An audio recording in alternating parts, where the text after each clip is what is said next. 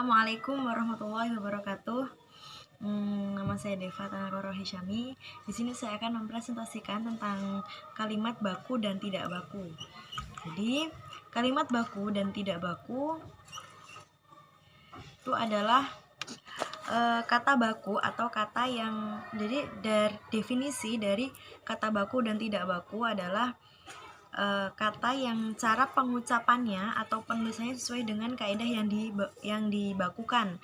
Kaidah standar yang dibakukan tersebut dapat berupa pedoman ejaan yang disempurnakan atau EYD, Tata Bahasa Baku, Kamus Besar Bahasa Indonesia KBBI, dan Kamus Umum.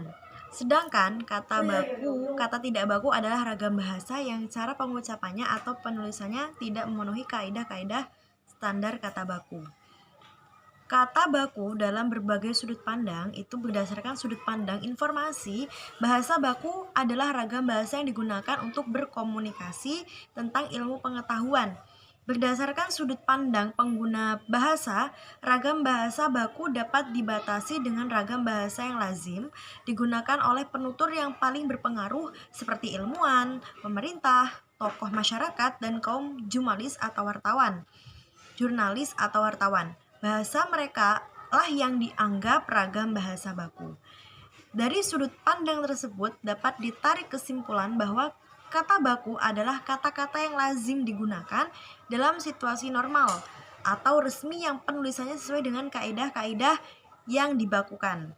Kaidah standar yang dimaksud dapat berupa pedoman ejaan EYD, kriteria kata baku atau baku. Setidaknya sebuah kata dapat dilihat dari segi lafal, ejaan, gramatika, dan kenasionalannya.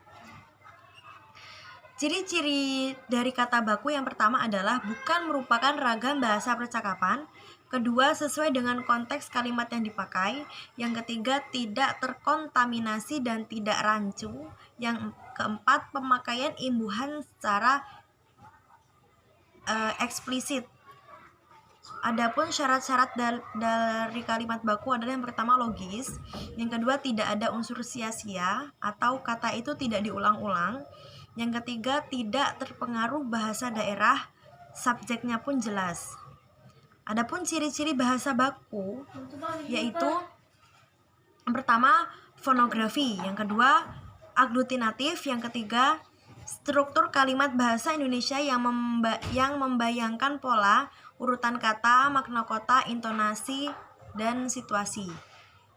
Penyebab ketidakbakuan kalimat yaitu yang pertama pelesapan imbuhan, yang kedua pelesapan awalan. Contohnya seperti ini. Awalan me atau men, contohnya dalam polisi terus mengusut kasus pembunuhan Sumanto. Ini baku. Polisi usut terus kasus pembunuhan Sumanto. Ini tidak baku karena dia diulang-ulang.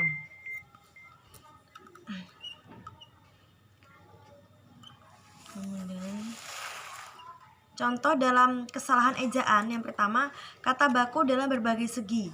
Kata baku segi lafal. Lafal baku bahasa Indonesia adalah lafal yang tidak menampakkan lagi ciri-ciri bahasa daerah atau bahasa asing. Lafal yang tidak baku dalam bahasa lisan pada gilirannya akan muncul pula pada bahasa tulis karena penulis terpengaruh oleh lafal bahasa lisan itu. Mungkin cukup sekian presentasi dari saya. Wassalamualaikum warahmatullahi wabarakatuh.